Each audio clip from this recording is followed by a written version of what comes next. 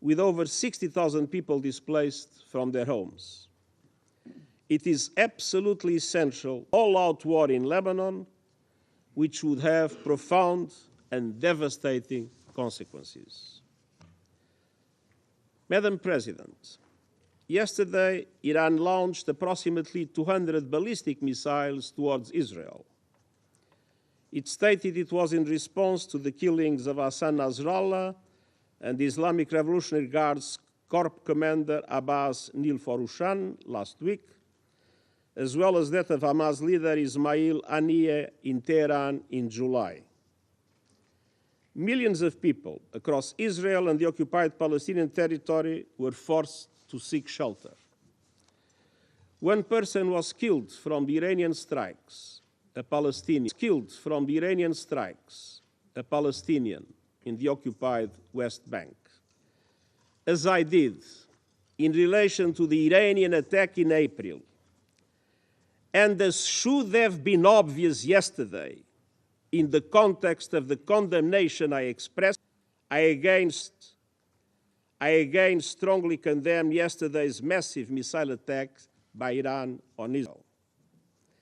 And these attacks, paradoxically, do nothing to support the cause of the Palestinian people or reduce their suffering. Almost 1 year has passed since the atrocious 7 October acts of terror by Hamas and the taking of hostages. And since last October, Israel has conducted in Gaza the most deadly and destructive military campaign in my years as Secretary General.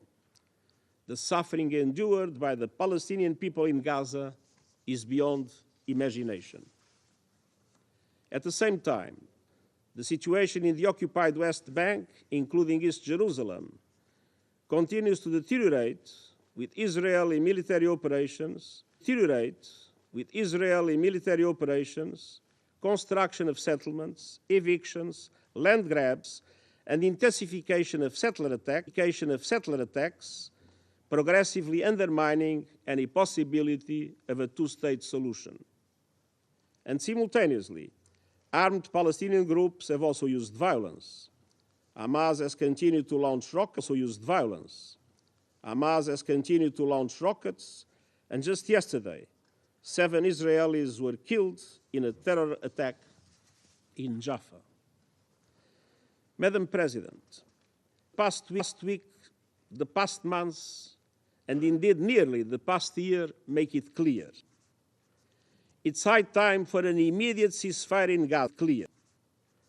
It's high time for an immediate ceasefire in Gaza, with the immediate and unconditional release of all hostages, the effective delivery of humanitarian aid to Palestinians in Gaza, and irreversible progress to a two-state solution. It's high time for a cessation of hostilities in Lebanon, re-election towards full implementation of Security Council resolutions 1559 and 1701, paving the way for diplomatic efforts for sustainable peace. It's high time to stop the sickening cycle of escalation after escalation that is leading the people of the Middle East straight over the cliff. Each escalation has served as a pretext for the next. We must never lose sight of the tremendous toll this growing conflict is taking on civilians.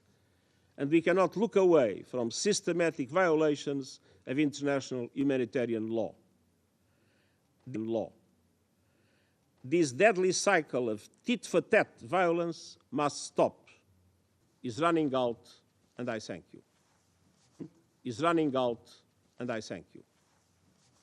Je remercie le secrétaire général de son exposé et je donne maintenant la parole aux membres du Conseil qui souhaitent faire une déclaration.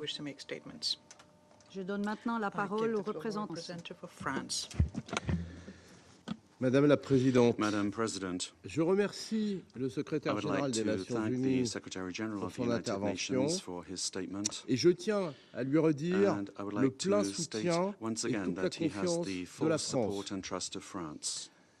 La France condamne les attaques par France missiles condemns balistiques perpétrées the hier ballistic par missile l'Iran attacks contre perpetrated Israël. yesterday by Attachée au été Israel. d'Israël, We are attached la to the France a security of mobilisé Israel, ses and moyens France has militaires mobilized au its military Moyen-Orient means in the pour Middle East parer la menace in order to iranienne. fend off the Iranian Nous threat. appelons l'Iran We à call upon s'abstenir Iran to de toute abstain action from any susceptible action de conduire that could à une lead to a déstabilisation stabilization et à un embrasement and régional. a regional Nous conflagration. condamnons aussi Destabilization et un embrasement and régional. a regional Nous conflagration. condamnons aussi We l'attaque also terroriste condemn qui a the visé les terrorist civils à Jaffa. attack that targeted La civilians France in Jaffa. rappelle la France nécessité would recall de the mettre need fin to put an à end l'escalade to militaire dans la military région, escalation qui in ne the fait region, qu'aggraver, de the mettre need fin to put an à end l'escalade to militaire dans la military région, escalation qui in ne the fait region, qu'aggraver which is only l'instabilité worsening et accroître instability and l'insécurité, increasing et dont les insecurity. populations civiles And sont the les civilian premières victimes. populations are the first victims of this. Au Liban, la The situation. situation is Les serious. opérations militaires Military s'intensifient. operations are intensifying. L'armée israélienne a The mené des Israeli army incursions carried out terrestres sur le territoire land libanais incursions on en Lebanese violation territory de la in souveraineté violation of libanaise, Lebanese sovereignty, et le Hezbollah and poursuit ses Hezbollah attaques contre is Israël. pursuing its attacks against Israel. Comme l'a rappelé le ministre de l'Europe As et by the étrangère, Minister for Jean-Noël Europe Barrot, lors and de sa Foreign Affairs visite à of France, Beyrouth le 30 Jean-Noël Barrot, septembre,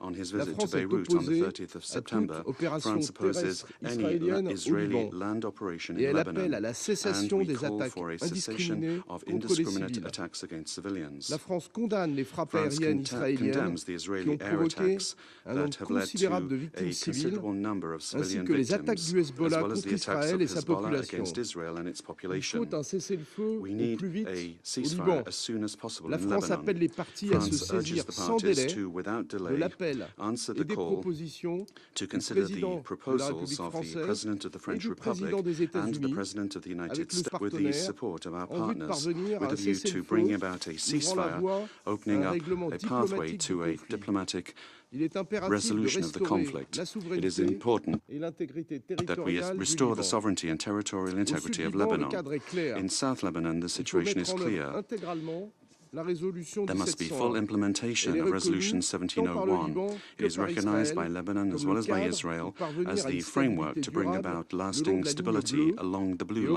offrir des garanties de And sécurité, it offers security pays. guarantees for both Les countries. déplacés doivent pouvoir Those that have retourner been chez eux displaced must en return sécurité, home in full en security Israël in comme au Israel Liban. as well as in Lebanon. La France réaffirme son France engagement au sein de reaffirms la its cellule commitment to et elle UNIFIL, salue le and travail des casques bleus. France Son engagement au sein reaffirms de la its cellule commitment to et elle UNIFIL, salue le and travail des we casques bleus. salute the helmets of the 700 force. soldats, With la France y prend around toute sa 700 part. soldiers, Il faut que France is toutes les doing its parties au part. conflit All the garantissent parties la to the protection conflict des must casques guarantee bleus. the C'est une protection of the obligation blue qui s'impose helmets. à elles. That is an La obligation France incumbent rappelle on également la them. nécessité France d'un also recalls the cessez-le-feu need for an immédiat et immediate durable à Gaza, ceasefire and lasting permettant un ceasefire accès in Gaza, humanitaire complet à la making it possible population, for there la to be libération complete immédiate de tous les humanitarian otages access et to la the reprise civilian des population, négociations the en immediate vue de release of mettre en all œuvre de hostages, façon and a effective la resumption of solution à deux États. negotiations in order to effectively Madame la implement the Présidente, two-state les solution. civils doivent toujours Madam et President, partout civilians must always and être everywhere protégés. be protected. La France rappelle France would l'impératif de recall respect du the droit international imperative of humanitaire. respect for international Il est humanitarian temps que le law. Conseil de It is high sécurité time fasse for the preuve Security d'unité Council to et show puisse d'une unity seule voix and to speak with one demander de voice, travailler à la désescalade dans la région. demanding La that we France work poursuit towards ses de-escalation efforts in en the ce region. sens, en lien France is avec ses pursuing its partenaires. efforts Je vous in this remercie. regard with our partners. I Je thank you. remercie le représentant de la France et je donne maintenant la parole à la représentante du Royaume-Uni. Et je donne maintenant la parole à la représentante du Royaume-Uni. Thank you, President. And let me start by thanking the Secretary-General for his briefing and reiterate our full and unequivocal support to him and to the UN as they seek to address this crisis. The events this week are gravely concerning. Yesterday, the Iranian regime launched over 200 ballistic missiles at Israel.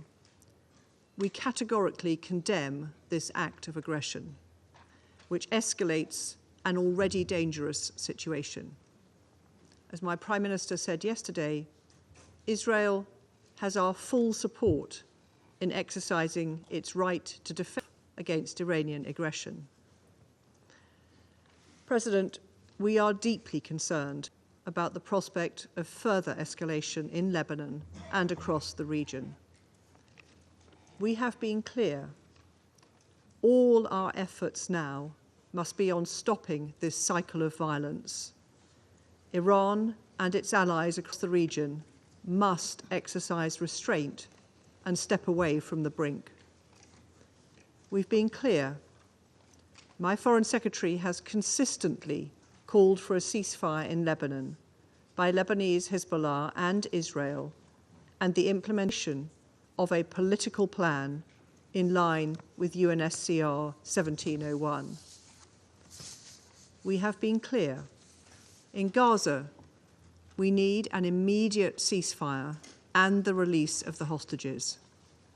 My Foreign Secretary has urged both Israel and Hamas to agree the ceasefire deal on the table, to choose peace on the table, to choose peace and bring this chaos to an end.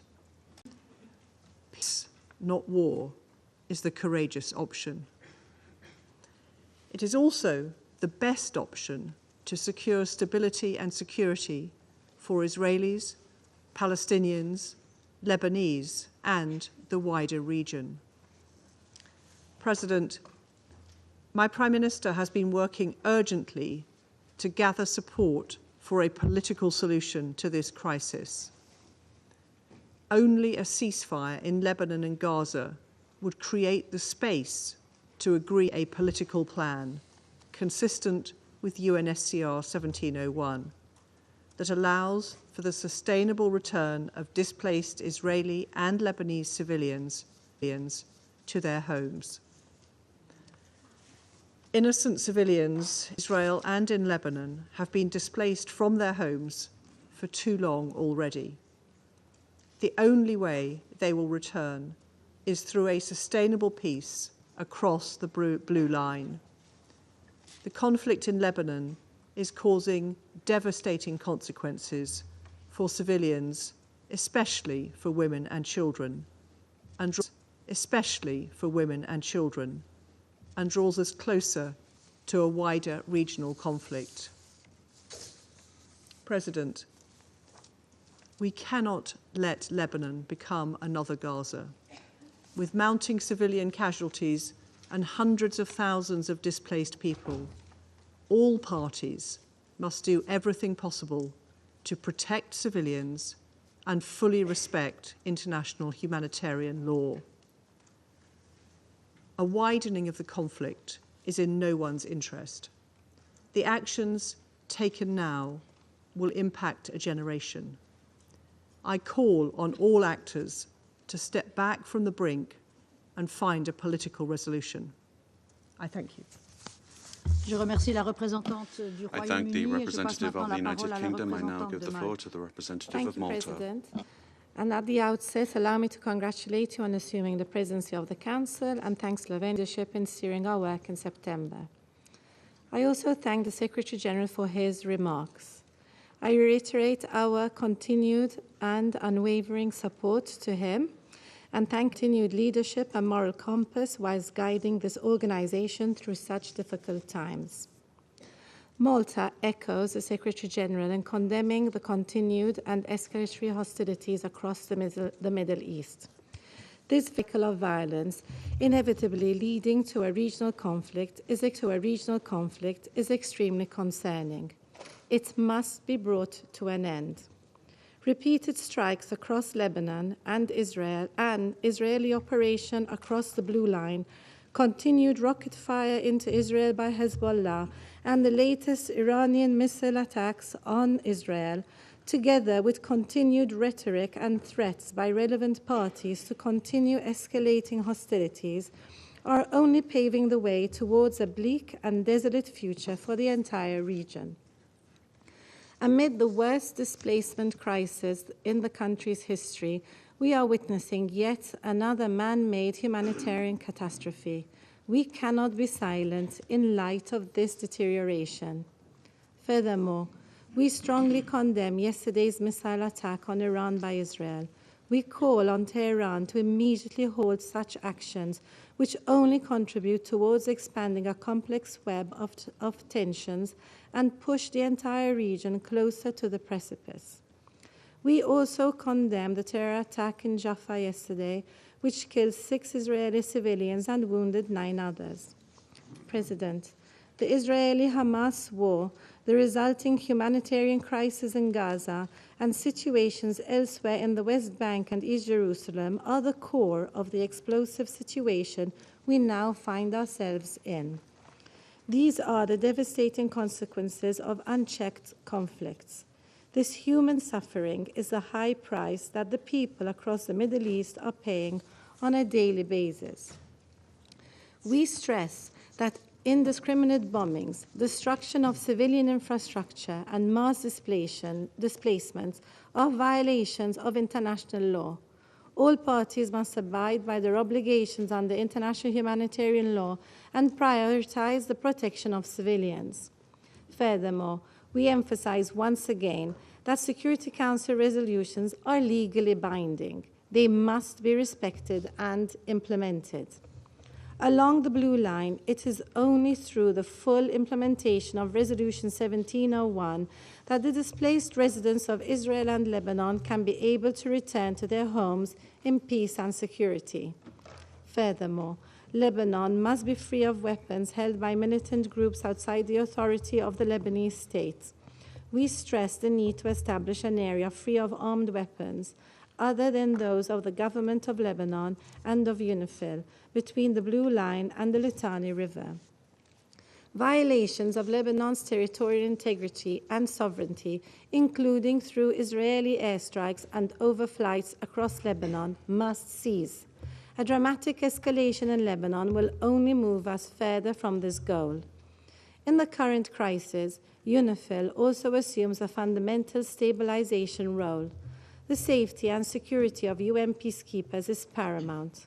Also, as a troop-contributing country, we call on all parties to protect and support the important mission of UNIFIL.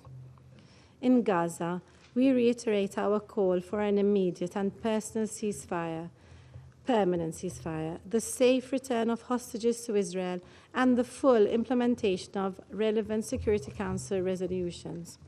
We continue to support all diplomatic initiatives aimed at de-escalation across the region, including the efforts of the members of this Council. In conclusion, President, the region is witnessing a descent into all-out war, despite months of warning. The narrative for war must end, and the narrative for peace must begin. More importantly, this Council must act in a united and decisive manner. Now is the time to speak with one voice and unequivocally call for an end to all hostilities. The people of the Middle East are waiting for us. The world is waiting for us. Thank you. Je remercie la représentante de Malte et j'invite maintenant la représentante des États-Unis à prendre la parole. Thank you, Madam President. We look forward to working closely with you during your presidency of the Council this month. I also want to thank Slovenia for your successful conclusion of your presidency during the month of September. I wish to thank Secretary General Guterres for his briefing today. Colleagues, yesterday, Iran's Islamic Revolutionary Guard Corps, the IRGC, launched nearly 200 ballistic missiles at Israel. Tragically, there has been a confirmed death of a Palestinian civilian in the West Bank. Iran's stated intention was to avenge the deaths of 2 IRGC-supported terrorist leaders and an IRGC commander by inflicting significant damage and death in Israel. Thankfully, and through close coordination between the United States and Israel, Iran failed to achieve its objectives. This outcome does not diminish the fact that this attack, intended to cause significant death and destruction, marked a significant escalation by Iran. It does not negate the need for immediate Council action. This is a moment for this Council to speak out with one voice and condemn Iran for its unprovoked attack against another member state, and equally important, to impose serious consequences on the IRGC for its actions. Colleagues, in a broad sense, Iran was complicit in the October 7th attacks on Israel through its funding, training, capabilities, and support for the military wing of Hamas. And after Hamas's horrific attack carried out nearly a year ago today, the United States sent a clear message to Iran. Don't exploit the situation in ways that would risk propelling the region into a broader war. The IRGC flagrantly and repeatedly ignored this warning by encouraging and enabling the Houthis in Yemen to disrupt global shipping and launch attacks against Israel, by supporting militant groups in Syria and Iraq, which repeatedly attacked American forces engaged in the fight against ISIS, and by arming and encouraging Hezbollah after its former leader, Nasrallah, made the decision on October 7th to open a northern front against Israel. There can be no doubt Iranian support to regional proxies has directly contributed to the crisis in Gaza and Lebanon. At the center of Iran's efforts since October 7th to sow chaos and threaten regional stability is the IRGC, which has repeatedly flouted and violated this Council's resolutions. I can't believe I have to say this, but I will, because the IRGC and its allies are out there peddling propaganda. The decision to launch nearly 200 ballistic missiles at Israel was not in any way defensive. The IRGC was not protecting Iran from threats from another member state. Instead, the IRGC was acting in solidarity with Hezbollah after the killing of Nasrallah, who led a terrorist group that has the blood of thousands of Americans, Lebanese, and Israelis on its hands. I can think of no starker example of state support of terrorism than launching ballistic missiles to avenge the death of a terrorist leader. It is indefensible and it is unacceptable. And we have a collective responsibility as members of the Security Council to impose additional sanctions on the IRGC for supporting terrorism and for flaunting so many of this Council's resolutions. If this Council sits on its hands, what message will that send? I fear that silence and inaction will only invite the IRGC to repeat attacks like what we saw yesterday and on April 13th of this year, again and again and again. Colleagues, we meet at a moment when there is a heightened risk of countries in the region being dragged into a broader conflict. This includes Lebanon. The intensified fighting over the last week has displaced nearly 1 million people, and we mourn the many civilians who've been killed. We also recognize that for nearly a year, Israel has repeatedly called for the full implementation of Resolution 1701, even as Hezbollah's attacks along the Israeli-Lebanese border have displaced Lebanese people. And even as Hezbollah has blocked Lebanon's government from exercising full sovereignty on its side of the blue line, it is significant that even in the aftermath of recent events, Israel is still calling for the full implementation of Resolution 1701. Achieving this outcome through the hard work of diplomacy remains the United States' urgent priority. We strongly believe that a diplomatic solution along the blue line, consistent with Resolution 1701, offers the only path to durably de-escalate tensions and allow Israeli and Lebanese citizens to return to their homes with safety and security. As we pursue this diplomatic solution, we reiterate our call on all parties to protect civilians.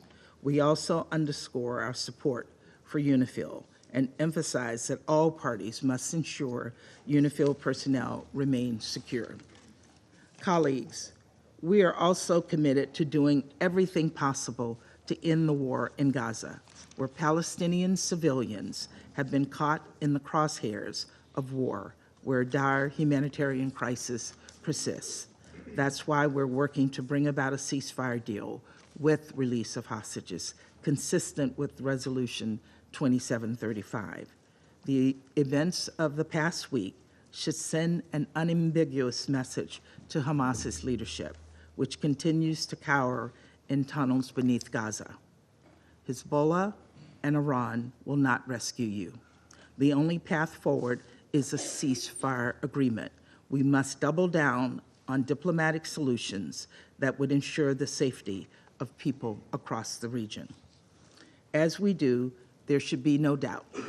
The United States will continue to support Israel's right to defend itself against Hezbollah, Hamas, the Houthis, and any other Iranian-supported terrorists.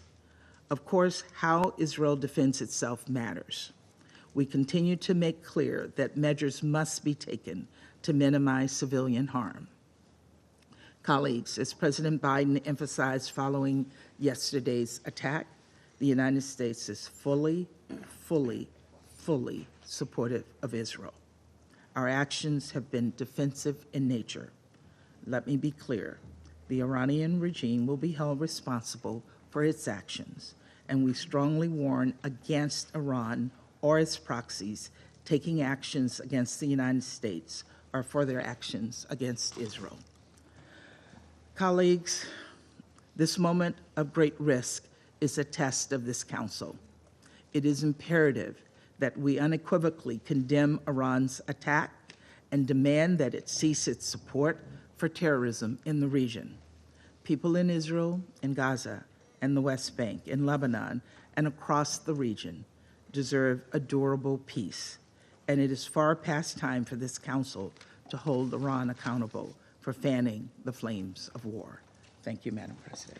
Je remercie la représentante des États-Unis I thank the et je donne representative la of the parole maintenant United States. au I now give the représentant floor to the de la representative République of de the Corée. Republic of Korea. Thank you, Madam President.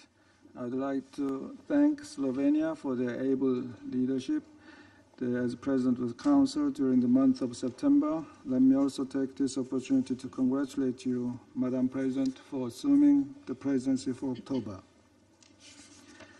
I express my deep gratitude to the Secretary General for his briefing today and his tireless efforts for peace in the Middle East. This is a moment of reckoning for the Security Council. Resolution 1701 has been violated by all parties on the ground. A broader regional war with the potential to devastate not just Lebanon and the region, but far beyond, is dangerously knocking on our door. Our repeated calls for urgent restraint have been ignored. Both the regional stability and the credibility of this Council are now in jeopardy.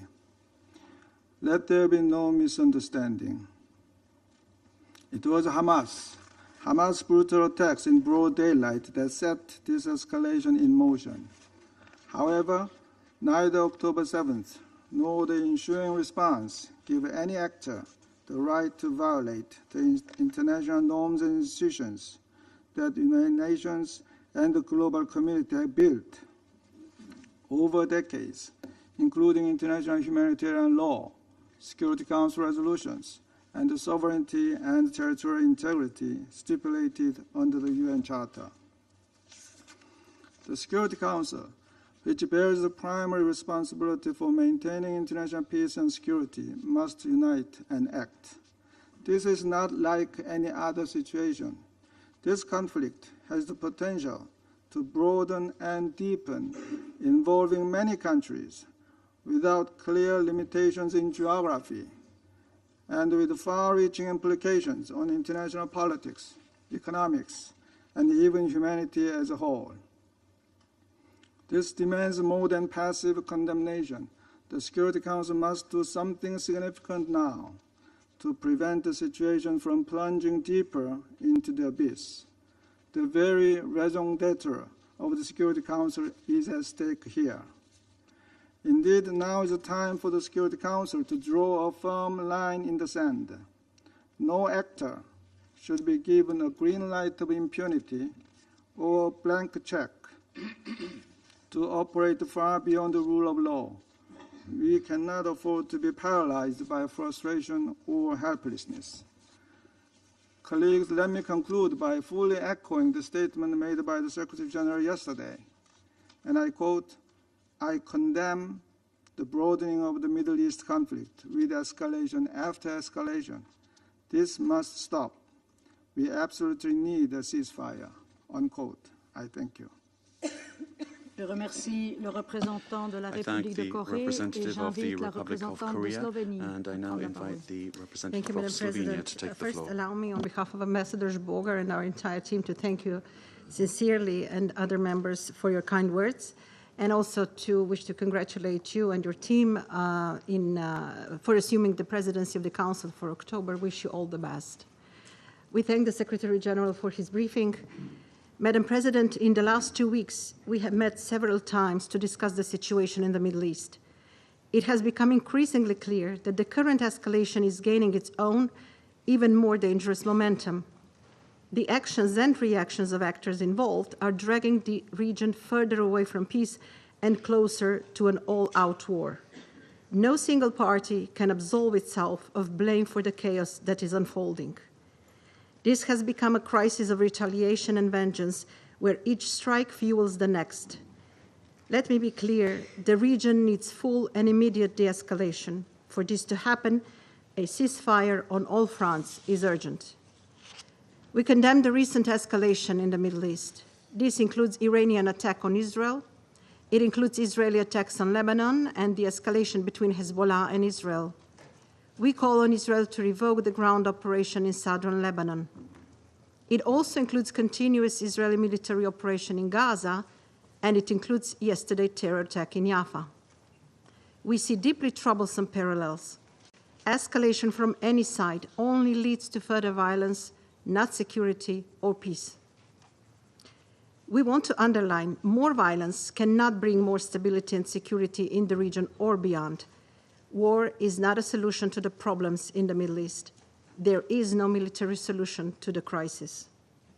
We call on all countries and actors to show restraint, and to everyone with influence must exert it. To Israel, Iran, Hezbollah, Hamas, the Houthis, and others, the circle of violence must stop. Retaliations must stop. Escalations must stop. We call on all parties to respect international law, particularly international humanitarian human rights law. Respect for and compliance with international law are a must. Protection of civilians must be ensured at all times, and we are dismayed by the impact of the escalation in Lebanon on civilians and condemn the high number of civilian casualties. Massive displacement in Lebanon will add an additional strain on a country which is already facing numerous challenges.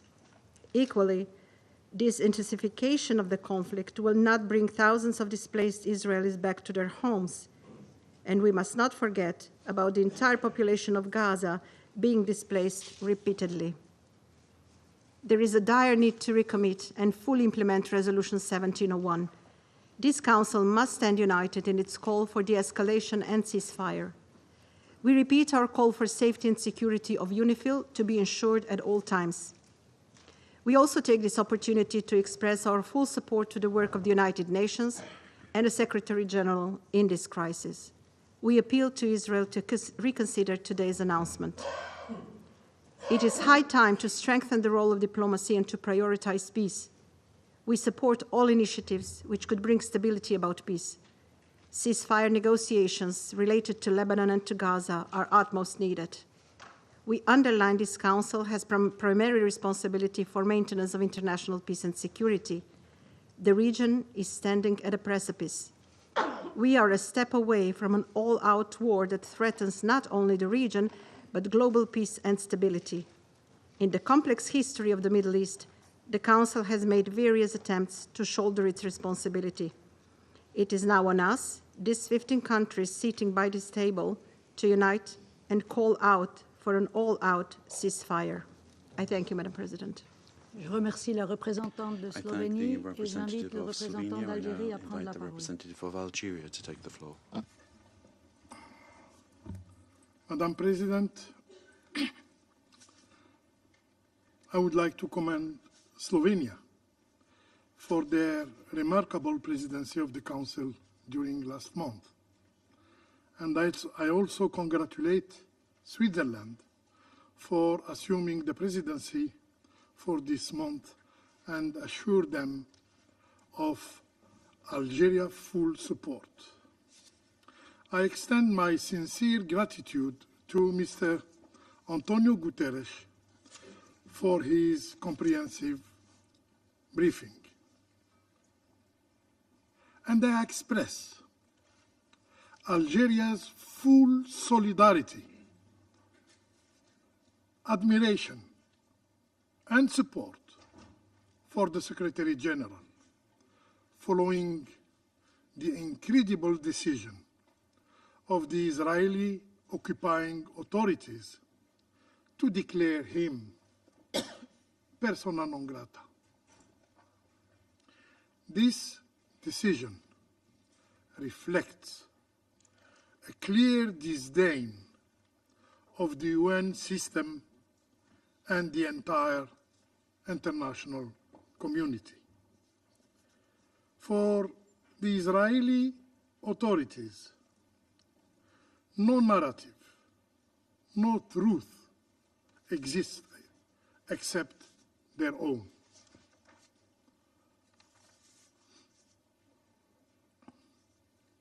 Madam President, this meeting marks the third time in a single week that we have heard from the Secretary General regarding the Middle East. It is a testimony of the gravity of the situation. We stand perilously close to a regional conflagration, with tensions escalating daily. The situation has further deteriorated due to the Israeli aggression against Lebanon, beginning with the targeting of civilian electronic devices and progressing to indiscriminate bombardment and ground invasion that shows a blatant disregard for human life, a flagrant violation of international humanitarian law. Following the attacks detonating civilian electronic devices, the Security Council convened at Algeria's request. We endeavored to have the Council send a simple message, a call for immediate desescalation, a call for immediate desescalation. Regrettably, the Council failed in this attempt. Madam President, the Security Council's inability to act has exacted a devastating bill, a devastating toll. Between September 17 and 25th, the Israeli militaries claimed more than 1,000 lives in Lebanon. 1,000 lives in Lebanon, including 87 children and 156 women, while displacing 1 million of Lebanese in the country's largest exodus. Our inaction has effectively granted Israel under the right of self-defense principle. Our inaction has effectively granted Israel carte blanche to continue its rampage in Gaza, in West Bank, carte blanche to escalate against Lebanon and pursue the bloody agenda of death and destruction. Now we hear the new rhetorics of desescalation through escalation. Strange. This is a dangerous fallacy. Escalation inevitably breeds further escalation for years to come. This surge in violence has derailed efforts to implement Resolution 2735 and has severely compromised any prospect for calm in Lebanon and the wider region. The Security Council must act with greater resolve to be relevant, simply to be credible. As the highest authority responsible for maintaining international peace and security, it is unacceptable for its decision, including Resolution 2735, to be blatantly disregarded. Israel is not above the law, and we must hold it accountable. We need solutions, tangible, enforceable solutions. No more rhetorics that serves no one. Madam President, while we must not allow the escalation in Lebanon to overshadow the ongoing tragedy in Gaza, it seems some have grown indifferent of Gaza's people plight. Any effort to address the broader escalation in the region must begin with halting the brutal assault in Gaza.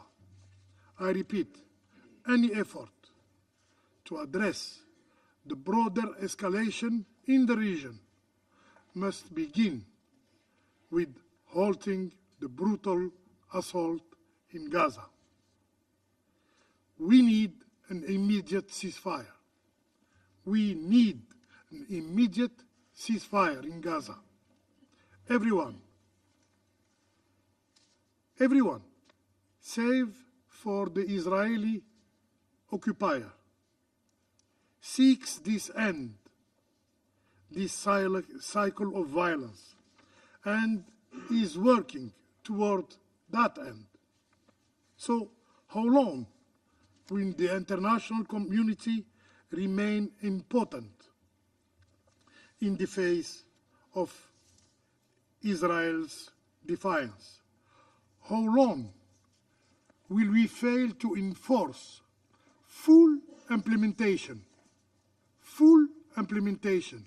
of Resolution 1701, especially Israel's withdrawal from Lebanese territory, a key condition for Lebanon's stability? Madam President, the Middle East urgently requires concerted actions from all of us, to find lasting, sustainable solution to its crisis. These solutions demand an end to Israeli occupation of Arab lands in Lebanon, in Syria, and the establishment of an independent Palestinian state with Al-Quds Sharif as its capital. I thank you, Madam President. Je remercie le représentant d'Algérie et thank je the passe la representative parole of au Algeria. représentant du I now give the Mozambique. floor to the representative of Mozambique. Madam President, Allow me first to congratulate Switzerland on assuming the presidency of the Security Council in this very challenging month of October. We pledge our full support. We also thank Slovenia for its successful presidency in the month of September. We are grateful to His Excellency Mr. Antonio Guterres, United Nations Secretary General, for his insights on this deeply concerning matter. Madam President, the Middle East remains a region of intense and complex geopolitical dynamics, shaped by historical legacies, power struggles, and intricate relationship among various states and non-state actors, significantly shaping the region's landscape. The Palestine question, a central and profoundly impactful issue, continues to influence diplomatic relations and strategic interests not only within the region but also globally. The ongoing conflict and the quest for a two-state solution continue to be pivotal in discussion about peace and stability in the Middle East. Amidst the ongoing Israel strikes in Gaza, Beirut, and beyond, Iran has recently launched ballistic missiles into Israel, marking a sharp escalation in regional tensions. This action is reportedly in retaliation for the recent killing of Hezbollah and Hamas leaders by Israel airstrikes. These military acts further exacerbate the prevailing regional tensions and may indeed trigger more conflicts involving other countries with potentially unthinkable implications. In this context, we recall that during the 79th General Assembly debate, world leaders expressed deep concern over the escalating conflict in Gaza and its potential spillover to Lebanon. Both the UN Secretary General and the President of the General Assembly urged Israel to cease hostilities and pursue a diplomatic resolution to prevent Lebanon from becoming another conflict zone like Gaza. Madam President, precisely 6 months ago in this chamber, we raised serious concerns that ongoing retaliatory attacks between Israel and Iran could significantly escalate regional tensions and potentially lead to a full-blown conflict between Israel and Iran. Regrettably, this is now fast becoming a sad reality. These retaliatory attacks are shaping the foreign policies and security strategies of regional states and their external allies. While recognizing the right of states to self-defense as enshrined in the UN Charter, we express our deep concern on the recent Iranian strikes. In light of the prevailing situation, it is imperative that all parties involved, including Israel and Iran, strictly adhere to international legal norms to prevent further military confrontation and maintain regional stability. All involved parties need to exercise restraint and approach the situation with wisdom and prudence. The Council must continue to closely monitor the situation and take appropriate action to deter additional threats while safeguarding international peace and security. Furthermore, the Council must actively engage all concerned parties to prevent any miscalculations that could lead to broader conflict in an already volatile region. Such escalation would have devastating consequences for civilians who are already suffering in the occupied Palestinian territory, in Syria, in Lebanon, in Israel, and the broader Middle East. Indeed, we should not forget the human cost of this deepening conflict. The prevailing situation is a matter of great concern and demands our profound reflection and immediate action, as it represents one of the most severe humanitarian crises of our time. With each escalation, the conflict generates more casualties, displacement, and destruction of infrastructure, exacerbating the unimaginable human tragedy in the war conflict zones. Seeking a sustainable solution in the Middle East region is of paramount importance. Stability in the Middle East is vital for the security and development of all the states in the region, including Iran and Israel. We therefore reiterate our consistent appeal to the Council members to redouble their efforts and influence towards this noble goal in full compliance with all relevant international norms, including resolution, decisions, and other instruments of the United Nations. Let us strive for peace, understanding, and cooperation in the Middle East, mindful of the fact that acknowledging the legitimate concerns of all involved parties is a crucial step towards fostering stability, harmony in diversity. I thank you, Madam President. Je remercie le représentant du Mozambique et je donne la parole à la représentante du Guyana. Thank you, Madam President, and allow me to congratulate Switzerland on the assumption of the presidency and to thank Slovenia for their successful presidency. I also thank Secretary General for his sobering briefing on the urgent and rapidly deteriorating situation in the Middle East, including Lebanon, and express Guyana's full support to him, including for his untiring efforts. Madam President, the situation in the Middle East is barreling towards a greater catastrophe. Israel continues to expand its military operations to Lebanon while continuing its intense offensive in Gaza. And we are now witnessing a dangerous escalation of attacks between Israel and Iran. Amidst the deadly tit-for-tat, tensions continue to ratchet up on multiple fronts, and the entire region ticks as a virtual time bomb before our very eyes. Guyana urges all parties to step back and to immediately end all hostilities. This Council must act as one, on the side of peace and respect for international law and the United Nations Charter. We must work to de-escalate the situation, and civilians must be protected on all fronts at all times.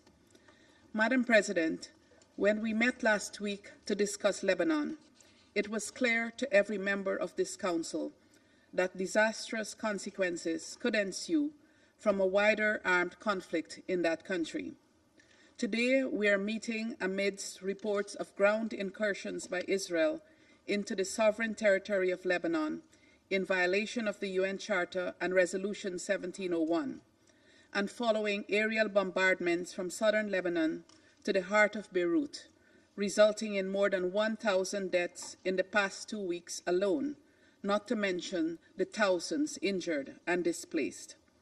Guyana calls on Israel to uphold their obligations under the UN Charter and the wider body of international law, including international humanitarian law. Madam President, the people of Lebanon should be spared from the throes of a war neither of their making nor choosing, even as the country continues to grapple with difficult economic and political circumstances. This Council must act in the interest of international peace and security to prevent further tragedy in Lebanon, Gaza, and throughout the Middle East. Allow me to conclude with 3 urgent appeals.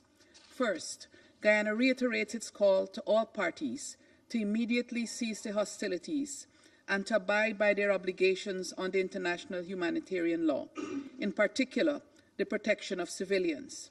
We must intensify our efforts for a ceasefire in Gaza, in Lebanon, and every other front of operations. This Council must use all of its available tools to contribute to a diplomatic solution and to the full implementation of Resolution 1701, which provides a clear path for resolving this conflict in a manner that ensures that peace and security can be enjoyed by the people of both Lebanon and Israel.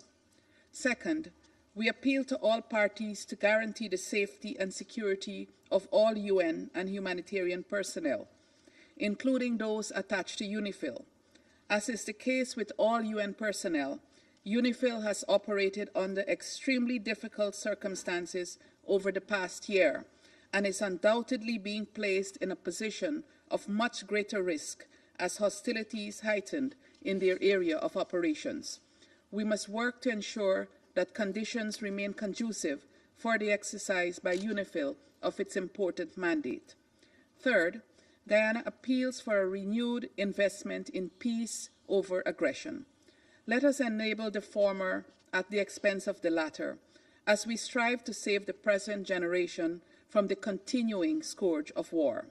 As Council members, let us act together in favor of the millions of civilians who are paying the heaviest price in these senseless wars.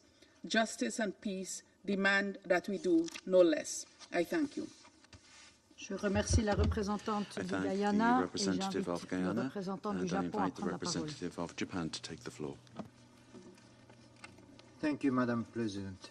First of all, let me express our gratitude to Slovenia for their successful presidency in September, and congratulate Madam President on your assumption of the presidency for October, and we express our full support to your presidency.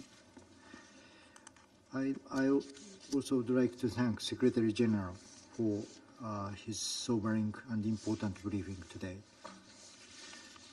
Since last October, the world has witnessed an unconscionable spiral of violence in Gaza, the West Bank, Lebanon, Yemen, Syria, and beyond.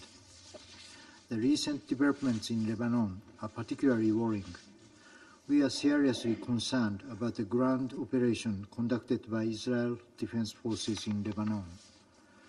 We cannot tolerate any further escalation. In this vein, Japan once again calls for an immediate ceasefire between Israel and Hezbollah. All parties need to demonstrate their recommitment to the full implementation of relevant UN Security Council resolutions, including Resolution 1701. Japan paid respect to the UN staff and personnel on the ground, devoting the high cause under the severe circumstances. Their security must be ensured. Now we are seeing the growing needs of the civilians in Lebanon who are facing the onset of a displacement crisis. Thus, Japan reiterates its call on all parties to immediately take all measures to prevent any further civilian casualties and adhere to international law, including international humanitarian law, to prioritize the protection of civilians and ensure humanitarian access. Madam President, the escalation in Lebanon will drag the Middle East into a wider conflict, as was seen yesterday. Japan is deeply concerned about the attacks conducted by Iran using ballistic missiles against Israel. These attacks further deteriorate the current situation in the Middle East. We strongly condemn such an escalation. Secretary General issued a statement that condemned the broadening of the Middle East conflict, and we reiterate his call for an immediate ceasefire. In April, when this council was convened following Iran's large-scale attack against Israel, many of us stand that it constitutes an unprecedented development. However, we have seen what was unprecedented occurring twice within the last 6 months. This clearly shows the Middle East is following a dangerous path that could lead to a catastrophe. We must not let this happen. In this regard, Japan amplified our call to all parties to exercise maximum restraint, work towards de-escalation,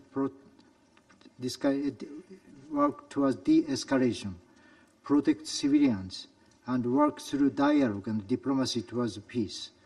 Neither the region nor the world can afford any more conflicts. Thank you, Madam President. Je remercie le représentant du Japon et j'invite le représentant de la Fédération de Russie à prendre la parole. Госпожа председатель, Madam President, хотим поздравить Словению с завершением председательства в Совете в сентябре, объективно непростом месяце для любого председательства. И поздравить Швейцарию с вступлением в должность председателя Совета. Благодарим генерального секретаря за его оценки ситуации на Ближнем Востоке, резко обострившейся на фоне беспрецедентного витка эскалации насилия в Ливане и расширения географии конфронтации на соседей по региону. Приняли также во внимание позиции Израиля и Ирана, изложенные в распространенных накануне письмах. К сожалению, ближневосточный регион буквально на наших глазах скатывается в пучину новой большой войны, а Совет Безопасности лишь беспомощно наблюдает. Израильская бесчеловечная военная операция в Газе продолжается, несмотря на требования подавляющей части международного сообщества и ее стран. Раскручивание спирали насилия предсказуемо привело к обострению ситуации в Ливано-израильском приграничье, Йемене и акватории. Однако вместо того, чтобы задействовать возможности дипломатии, власти Западного Иерусалима сделали однозначную ставку на силовое оккупирование своих границ. А их американские подельники во всем им подыгрывают, парализуя работу Совета Безопасности. В итоге новой жертвой израильской военной машины стал Ливан. После интенсивных обстрелов ливанских городов южный сосед приступил к наземной операции в этой стране. Кроме того, после серии политических ликвидаций, включая убийство главы спецсовета Хамас Хании, генерального секретаря Хизбаллы Насраллы и ряда других лидеров, Hezbollah, Nasrallah, and other leaders of resistant movements, Iran came into the confrontation. Iran, who for 2 whole months had been showing exceptional, under the circumstances, restraint. Из выступлений наших западных коллег складывается впечатление, что единственная проблема, которая стоит перед Советом сегодня, это ответ на ракетный удар Ирана. Сложно представить, на какую роль в дипломатическом процессе с подобной оценкой ситуации можно рассчитывать. Как будто все это случилось в вакууме. Как будто ничего не происходит и не происходило в Ливане, Газе, Сирии, Йемене, что и привело к новому, But it did happen, and it led to a new, very dangerous spiral of a widening Middle East conflict.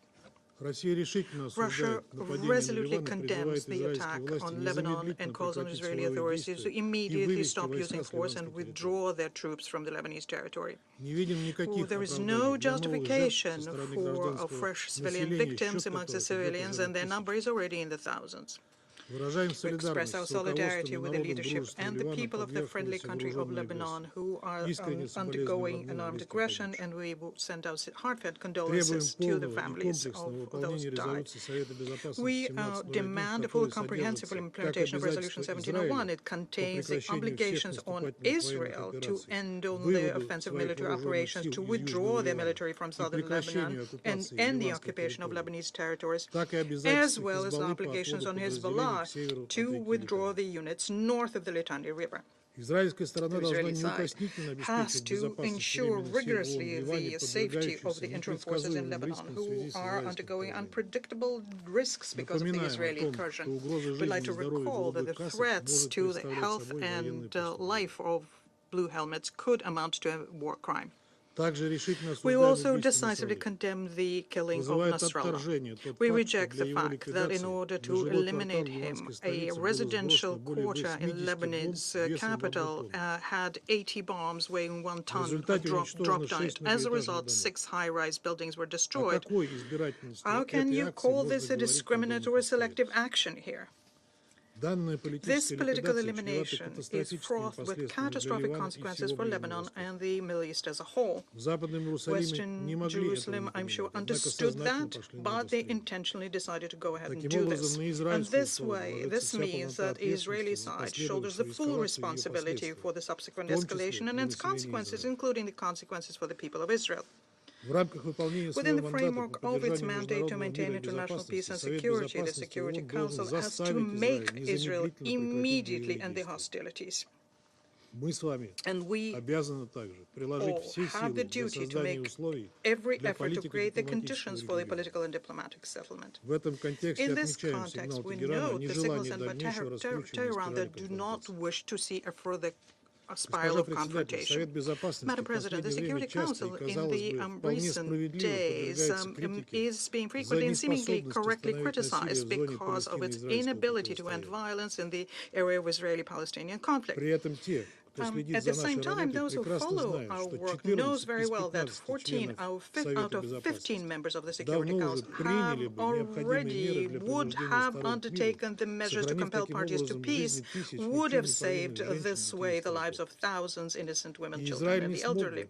And Israel would not have been able to act as brazenly and with such disregard to international law if they didn't feel themselves under an unequivocal and all-around protection by the United States. For their ally, the Middle East, Washington has already used the veto on Security Council 5, and since the beginning of June has intentionally been trying to pull the wool over our eyes, advertising their so-called Biden plan and its quiet diplomacy to arrive at a deal between Hamas and Israel.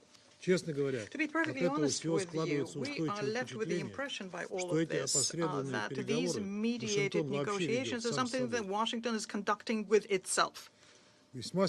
And it is very symbolic here, therefore, that the approval to eliminate Hezbollah and start a very dangerous spiral of regional escalation was given by the Israeli Prime Minister from New York after he delivered an openly militaristic statement in the General Assembly.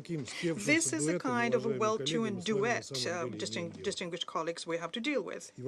And the question, of course, is not in the moral and political support, but also it has to do with the multi-billion supplies of weapons that Washington continues supplying to Israel, despite the fact that it's used to annihilate 42,000 Palestinians. Israel, which of course doesn't need any kind of mediation, and continues its brutal campaign. As a result of this, the flame of this conflict is growing wider and wider, and it's bringing in newer and newer neighbors of Israel in the region. The dangerous illusion here is that this flame will leave Israel unscathed. This flame has already consumed the lives of remaining Israeli hostages, whereas Western Jerusalem is pretending that all of this is part of their plan, and at the same time showing complete disregard to the public opinion in Israel itself. Madam President, another dangerous illusion is that Israel, having a considerable military supremacy, it plans to deal with the crises they provoked on themselves. It is becoming increasingly clear that the plans of the Israeli leadership is to pay any price so as to trigger a conflict between their main regional adversary, Iran, and the United States. It's difficult to say whether Washington understands this, but so far this show has been going on following the Israeli script. And if it reaches its finale, the conflict can reach an unimaginable level of escalation and will threaten not just the Middle East, but the entire world. We are convinced that it is in our interest to prevent such a scenario. We would like to believe that our American colleagues will also finally see the light and will fully realize their responsibility they shoulder as permanent members of the Security Council. Madam President, the only way out of the situation in the Middle East we see as using all of the vast toolkits the Security Council has. This toolkit allows us to effectively achieve an end of conflicts and ensuring that Security Council resolutions are implemented. Any other initiative will just be a mitigating stopgap and will not be effective. We see no alternative to making parties to the conflict to immediately have a ceasefire in Gaza, which is to be accompanied by an exchange of hostages and prisoners, and organizing a full and unimpeded humanitarian access in the Strip. This can help set the foundation for the relaunching of a peace settlement of the Palestinian issues on the international basis, which is itself based on the principle of two states, and this is something that we have always has spoken in favor of. The second area for efforts is also obvious. It's an immediate ceasefire on the south of Lebanon and a general rejection by any direct or indirect participants in the conflict from using force, provocations, and hateful rhetoric. Madam President, today's news that the Secretary General is a persona non grata is Israel is unheard of and is a slap not just on the UN but on all of us. We call on the members of the Security Council and the UN to react to this outrageous act. And I repeat once again, in order to deal with all of these issues, we at the Security Council have the tools. What it's at issue here is having the political will. We have the will. Do you? We urge you all to answer this question as soon as possible. I thank you. Je remercie le représentant de la Fédération de Russie et je passe la parole au représentant de la Sierra Leone. Madam President, the Security Council has been convened in the most difficult of circumstances concerning the Middle East. Allow me, however, to congratulate you and Switzerland on assuming the presidency of the Council and assure you of Sierra Leone's fullest support and cooperation. Similarly, we congratulate and commend Slovenia on their efficient and excellent stewardship of the Council in the critical month of September. I also thank His Excellency Antonio Guterres, Secretary General of the United Nations, for his important briefing on a tragically escalating situation. Mr. Secretary General, be assured of Sierra Leone's fullest support, always. Madam President, colleagues, Sierra Leone is gravely concerned about the dangerous cycle of escalation in the Middle East, characterized by spiraling tit-for-tat, ping-pong retaliatory attacks, not in conformity with the United Nations Charter, including the application of its Article 51, that can only lead to a mutually assured destruction if there is no immediate de-escalation. Despite the resonance and resolute call for ceasefire by our leaders in the general debate of the 79th session of the United Nations General Assembly, and repeated calls by members of this Council for ceasefire and restraint, it must be clear to all that we now have a regional conflict with multiple fronts in Gaza and violence in the West Bank, in Lebanon, where its sovereignty and territorial integrity is being violated, retaliatory attacks between Israel and Iran, as well as with the Houthis in Yemen. Since the 7th October 2023 heinous attacks led by Hamas on Israeli civilians, which we have condemned as acts of terror, we are gravely concerned about the escalation of violence that has ensued. In Gaza, the response by Israel has been characterized by collective punishment, widespread bombardment, and alarming disregard for international humanitarian law, leading to immense civilian suffering and the destruction of critical civilian infrastructure. Only hours ago, it has been reported that 50 people were killed in southern Gaza, only a few hours ago. Gaza cannot be forgotten, as the rate and pace of killings have not subsided, with over 41,000 people killed, and the Security Council Resolution 2735 all but forgotten. The protection of civilians must remain our top priority. Sierra Leone is deeply disturbed by reports of disproportionate military responses, the targeting of civilian infrastructure, and the collective punishment of the population in Gaza. We urge all parties to respect the principles of distinction, proportionality, and necessity as enshrined in international humanitarian law. There can be no justification for the deliberate targeting of civilians or the destruction of civilian infrastructure that people rely for their survival. We continue to call for unhindered humanitarian access to Gaza. The blockade and siege has left civilians in desperate need of food, water, medical supplies, and basic services. Humanitarian access, safety, and aid must be allowed to flow to those who are suffering.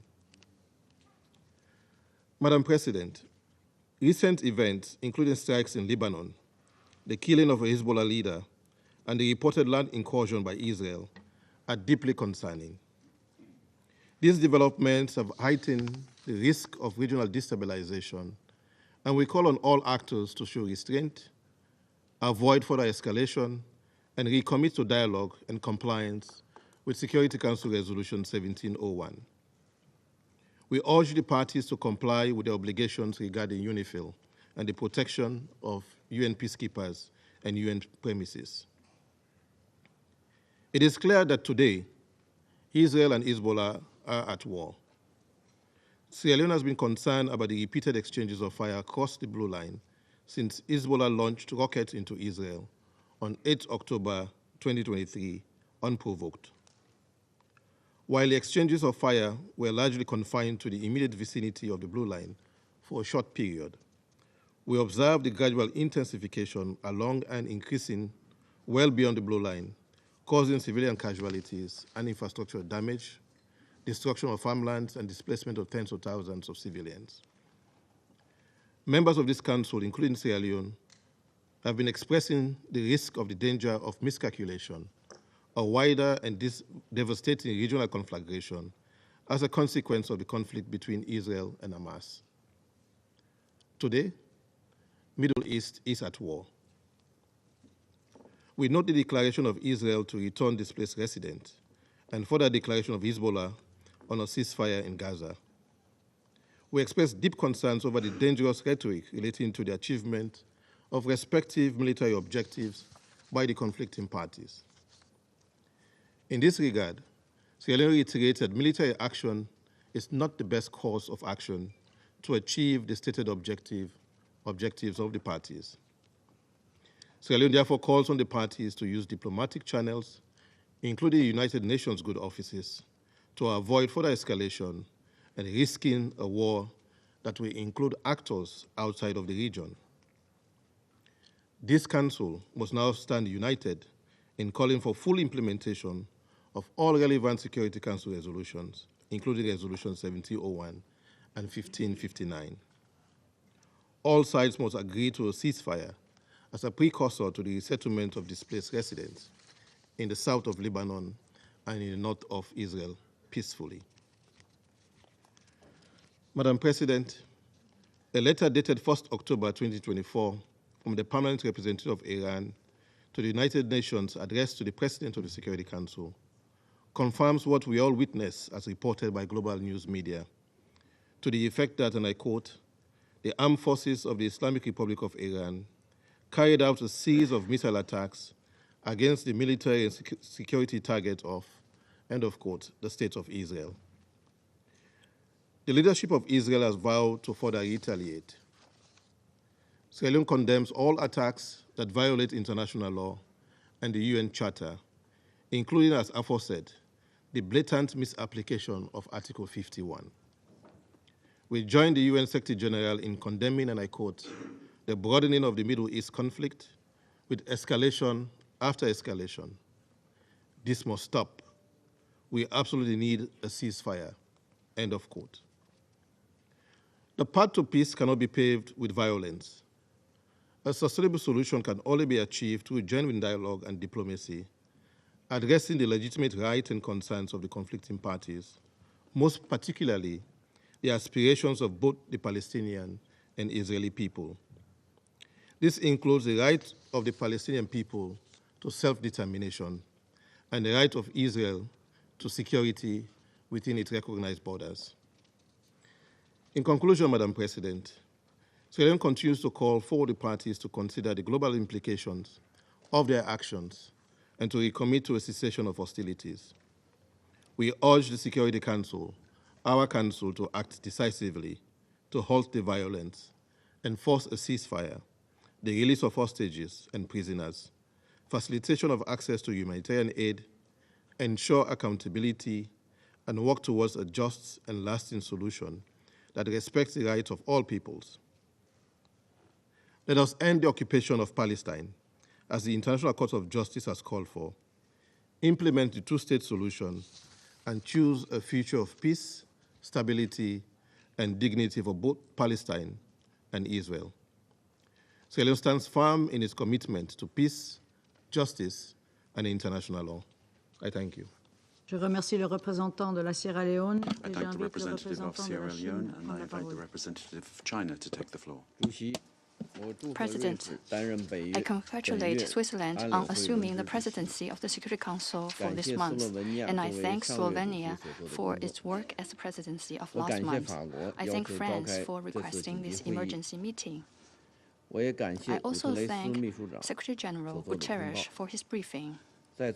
On this occasion, I would like to reiterate China's resolute support for the SG for his work and oppose the groundless accusations of Israel against him. President, over the past 2 weeks, the situation in the Middle East, in particular in Lebanon, has taken a sharp turn for the worse. Following the remotely operated and simultaneous detonation of thousands of communications devices in Lebanon, Israel carried out several rounds of large-scale airstrikes in southern and eastern Lebanon. Yesterday, Israel launched ground offensive and military incursion into Lebanon. Israel also launched intensive airstrikes against Syria. Iran has also concluded a series of military attacks on the military and security targets in Israel and sent correspondence to the Security Council explaining its position. China is deeply concerned and extremely worried about the current grave situation and the prospect for further developments. We call for effective respect for the sovereignty, security, and territorial integrity of all states. We reiterate our opposition to all acts that violate the basic norms of international relations and condemn all violence and attacks against civilians.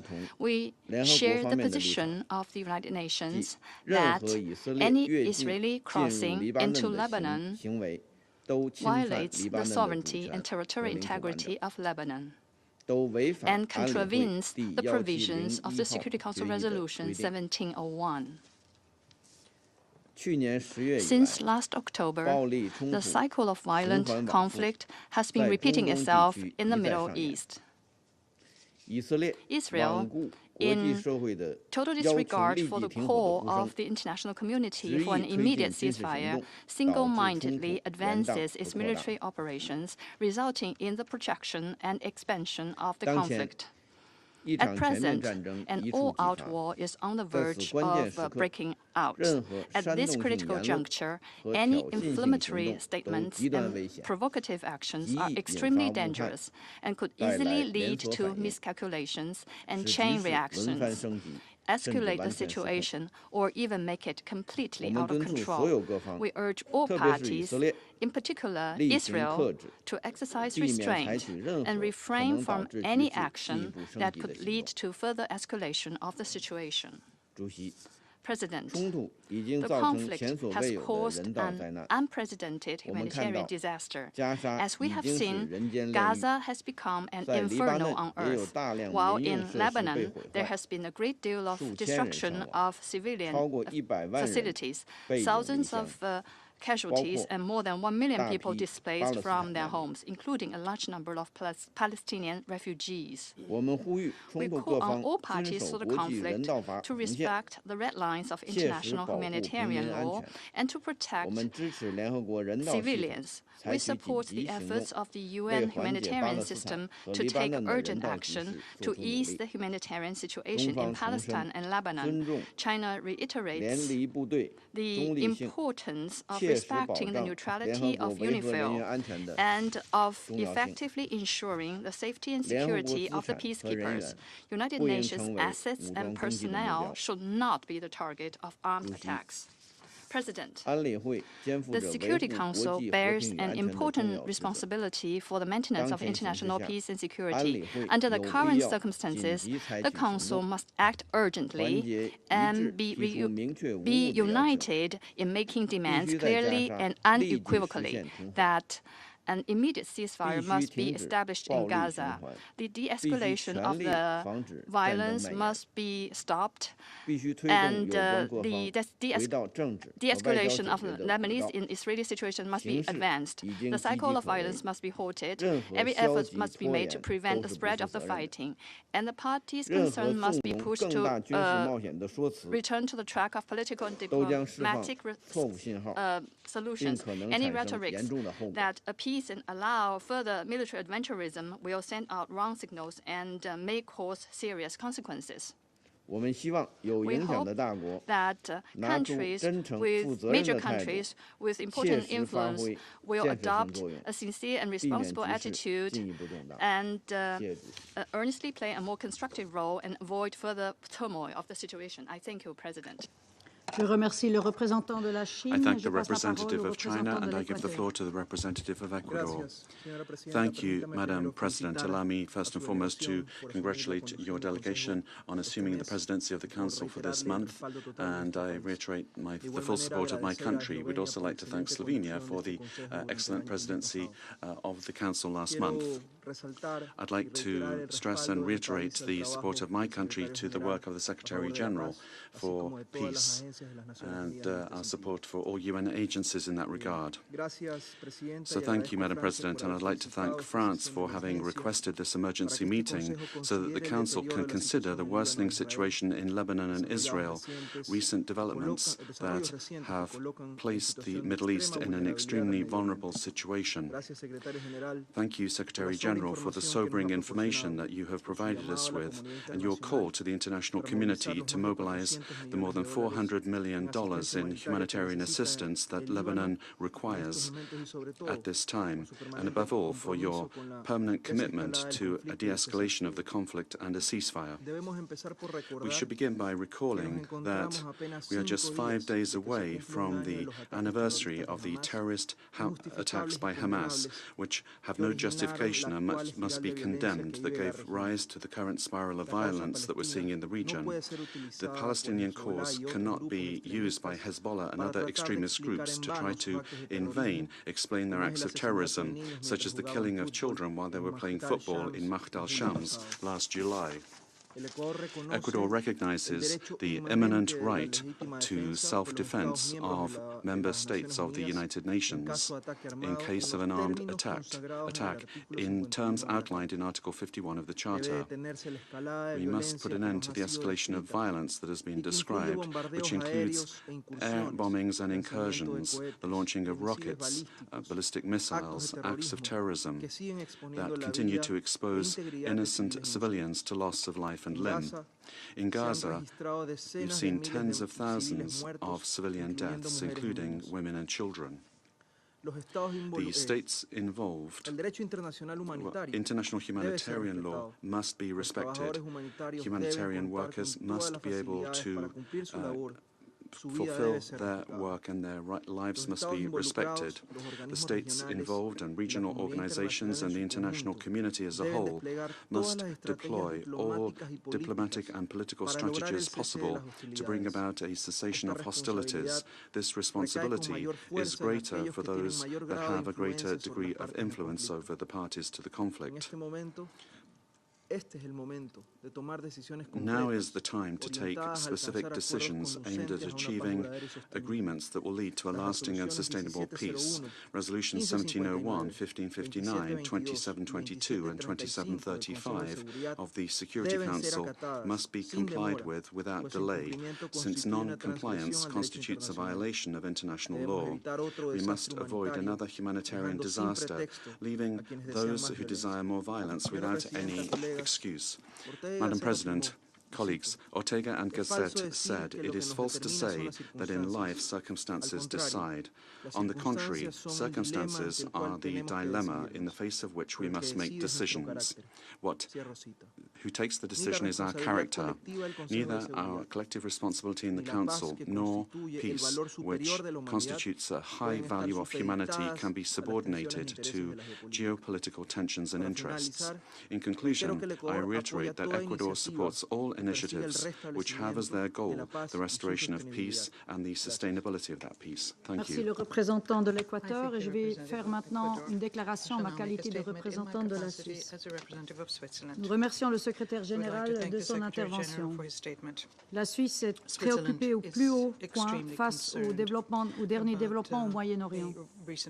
Le risque d'une guerre régionale dont nous mettons en garde depuis maintenant presque un an est sur le point de devenir réalité. En vue des innombrables vies civiles en danger, il est impératif que tous les acteurs dans la région cessent immédiatement leurs hostilités pour permettre une désescalade et que ce Conseil assume pleinement son rôle. L'intensification des hostilités entre Israël et le Hezbollah, y compris les informations faisant état d'incursions terrestres israéliennes, tout comme les tirs d'environ 200 000 missiles balistiques par l'Iran sur le territoire israélien sont inacceptables. Il en va de même pour les offensives menées par les Houthis et d'autres groupes armés dans la région. Toutes ces attaques doivent immédiatement cesser. La Suisse condamne la spirale de violence de ces dernières semaines. Elle met en danger la vie des civils dans toute la région. Les victimes civiles se comptent en dizaines de milliers, dont d'innombrables enfants. Plusieurs millions sont déplacés de force en raison des hostilités. La population civile paye ainsi le prix lourd de cette escalade militaire au Liban, dans tout le territoire palestinien occupé et en Israël. Le dialogue est le seul moyen pour éviter une guerre régionale. La Suisse soutient tous les efforts en vue de solutions diplomatiques pouvant mener à un arrêt immédiat des violences dans toute la région. Toutes les parties et ceux qui ont une influence sur elles doivent maintenant faire preuve d'un maximum de retenue. La Suisse appelle toutes les parties à agir dans les limites imposées par le droit international, y compris la Charte des Nations Unies. La souveraineté et l'intégrité territoriale de tous les pays dans la région doivent être respectées. De plus, la volonté de ce Conseil est claire. Toutes ces résolutions doivent être mises en œuvre. Cela concerne les résolutions exigeant un cessez-le-feu à Gaza et demandant la libération immédiate et inconditionnelle des otages. Cela vaut également pour celles sur la sécurité maritime en mer Rouge. De même, nous appelons encore une fois avec insistance un retour à la cessation des hostilités de part et d'autre de la ligne bleue, ainsi qu'un réengagement immédiat quant à la mise en œuvre de la résolution 1701. Cette résolution est reconnue par tous. Elle dresse un chemin pour résoudre les causes sous-jacentes du conflit et permettre aux populations au Liban et en Israël de vivre en paix et sécurité. Le droit international humanitaire doit impérativement être respecté par toutes les parties en toutes circonstances et indépendamment de la question de la licéité du recours à la force. Cela comprend le strict respect des principes relatifs à la conduite des hostilités, tels que la distinction entre civils et combattants, la proportionnalité et la précaution dans l'attaque. La Suisse condamne toutes les violations du droit international ayant eu lieu ces derniers jours, y compris les attaques balistiques d'hier de l'Iran sur Israël. La Suisse condamne également toutes les violations du droit international humanitaire et de toute violence contre les civils, comme les actes de terreur à Jaffa hier ou les attaques croissantes des colons en Cisjordanie. Monsieur le secrétaire général, la Suisse renouvelle son soutien à l'engagement et les bons offices de l'ONU dans la région. Cela concerne en particulier la FINUL et UNSCOR. La FINUL, à laquelle la Suisse contribue par l'intermédiaire de l'ONU, accomplit actuellement son travail dans un environnement extrêmement dangereux pour réduire les tensions et assurer la liaison entre les parties. La Suisse réitère aussi son plein soutien au travail du secrétaire général. En outre, l'ONU fournit actuellement, en collaboration avec d'autres organisations, une aide humanitaire à tous les civils dans le besoin. Nous appelons à nouveau à la protection du personnel de l'ONU, en particulier du personnel humanitaire et du personnel de maintien de la paix. Il est urgent de mettre un terme aux souffrances des populations civiles et de rétablir le dialogue en vue de pacifier la région. La responsabilité d'un Conseil de sécurité uni dans son action en faveur de la paix est claire. Je vous remercie. Je reprends maintenant mes fonctions de présidente du Conseil. Et je donne maintenant la parole au représentant sous article 37 Rule 37. Et j'invite donc le Liban à prendre la parole. And I invite Lebanon to take the floor. السيدة الرئيسة Madam President, at the outset, I congratulate you on assuming the presidency of the Security Council for this month. I also thank Slovenia for its presidency of the Council during September. I would also like to thank France for requesting to hold this emergency meeting. I would also thank the Secretary General of the United Nations, Mr. Antonio Guterres, for his briefing and his calls. We express our solidarity with him and we support him and his efforts. Madam President, we gather today in your August Council as the Middle East region is burning from all sides. Lebanon is not doing well. Gaza is not doing well, as military Israeli forces and rows of battle tanks and armored vehicles are all along the southern borders of Lebanon. The Israeli government and its cabinet have ratified the ground invasion of Lebanon, which has started last night. This follows 11 months of a barbaric aggression that spared no civilians, no eyewitnesses, no aid workers, no journalists, no children, no women, and no elderly. Since the 8th of October 2023, Israel has killed and injured thousands of people in a blatant violation of UN Charter, international law, and international humanitarian law, and all international norms and humanitarian principles. Therefore, what Israel is claiming that this is merely limited surgical military operations, this is untrue.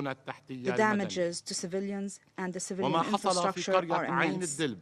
What took place in Ain Adil village demonstrates just that. An Israeli strike on the 29th of September targeted a residential building, causing a massacre and killing 71 victims, including dozens of women and children, all buried in mass graves. This tragedy recalls previous Israeli massacres during its previous invasions and attacks on Lebanon, particularly the two Qana massacres of 1996 and 2006. Israel has reaffirmed time and again its utter disregard for international law, despite the calls from all members of the Security Council in general and Switzerland especially on Israel to abide by its obligations under international humanitarian law. Madam President, words and complaints have lost their meaning. How many times have we come before this Council and warned of the catastrophic situation along the southern borders? How many times have we sounded the alarm that this war could become a regional war that includes many fronts? What is happening today, this unprecedented level of killing, displacement, and destruction, this can no longer be tolerated or ignored. The policy of putting our heads in the sand and facing a confrontation with Israel is no longer useful. The children of the south and the southern suburb of Beirut are sleeping on the streets. Mothers are carrying their children, fleeing the horrors of the destructive strikes and missiles used against civilians. Israel has intensified its aggression and its crimes against Lebanon and its capital, Beirut.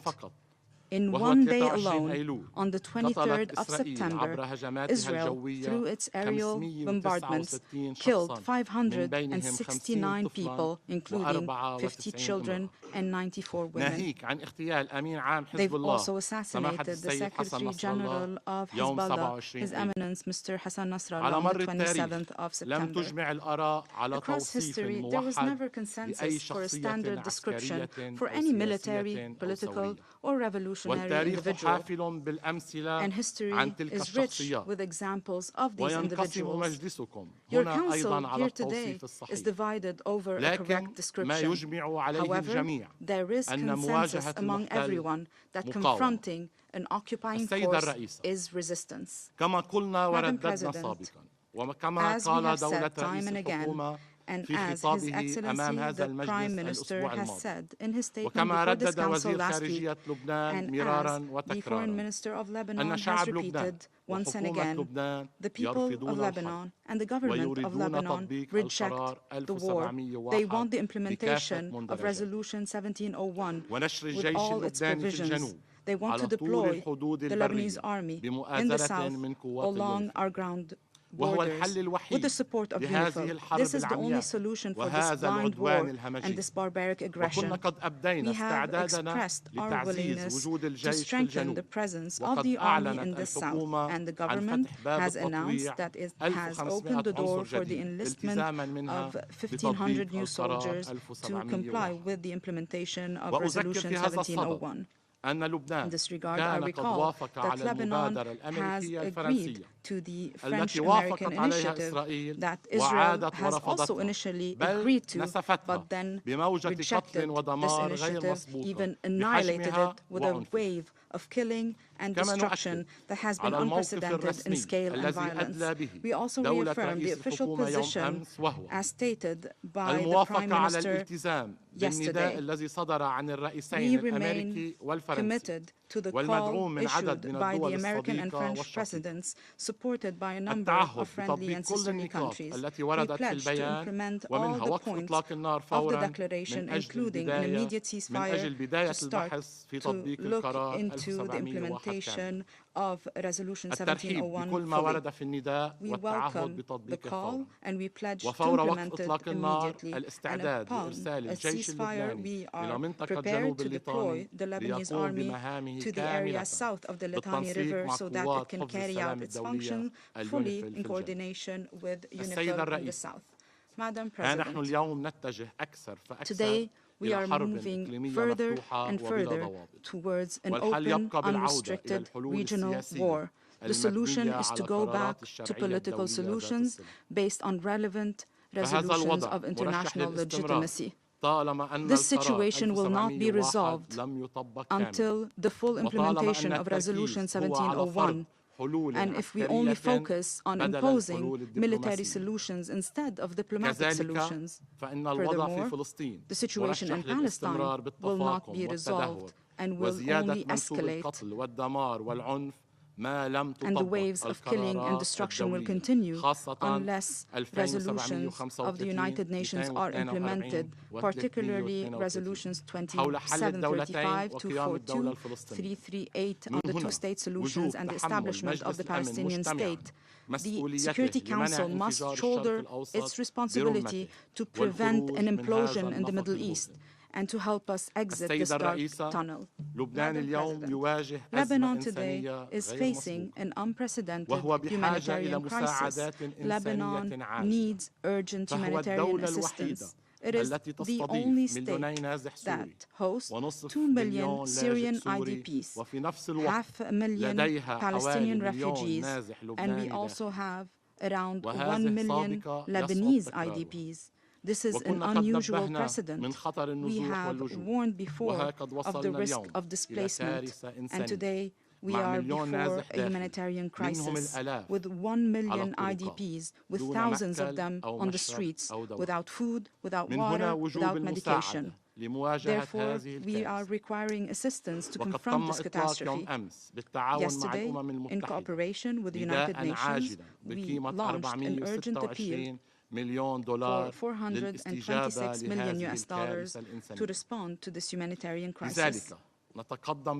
We would like to thank all those who contributed to the aid efforts, from friendly and sisterly countries, from UN agencies, and we call on all stakeholders and all countries to contribute as well. Madam President, our history with Israel has been permeated with many invasions in 1978, 1982, and 2006, and all these invasions, all these occupations that resulted in great devastation, the killing of thousands of civilians, they all ended with the defeat and withdrawal of Israel.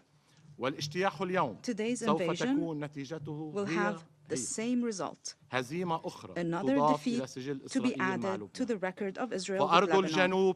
The land of the South recognizes its citizens, and our citizens in the South are rooted in their land. The olive tree that you burned with your white phosphorus will grow, will blossom, and bear fruit once again. And this consecrated land will reject any occupier for however long it takes. Madam President, Lebanon today is stuck between the Israeli destruction machine and the ambitions of others in the region. The Lebanese people reject this fatal formula. Lebanon deserves life. Lebanon deserves life. Yes, Lebanon and the Lebanese people deserve life. I thank you. Je remercie le représentant I thank du the Liban. representative of Lebanon, Je passe maintenant la and I parole now au give the floor to the représentant representative of Israel. Thank you, Madam President.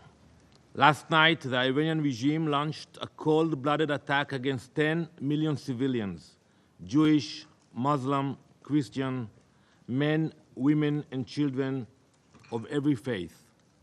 In an unprecedented act of aggression, Iran fired almost 200 ballistic missiles, forcing millions of people into bomb shelters.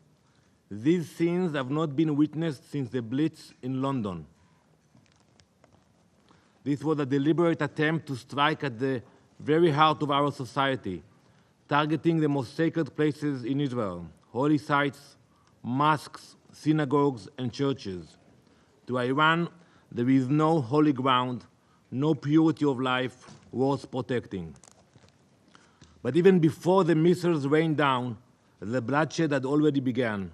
Just minutes before this assault, Palestinian terrorists opened fire on civilians, murdering 7 innocent people, young women, mothers protecting their babies, tourists. This is the reality we face every single day. Terror at our borders, missiles overhead, bullets in our streets. The Council must understand the situation Israel is forced to live in. We are under attack. This was not just an escalation. It was a direct assault on our very existence. The world watched silently as Iran funded and directed attacks against us for the past year, arming and training their proxies for decades, and the international community sat quiet.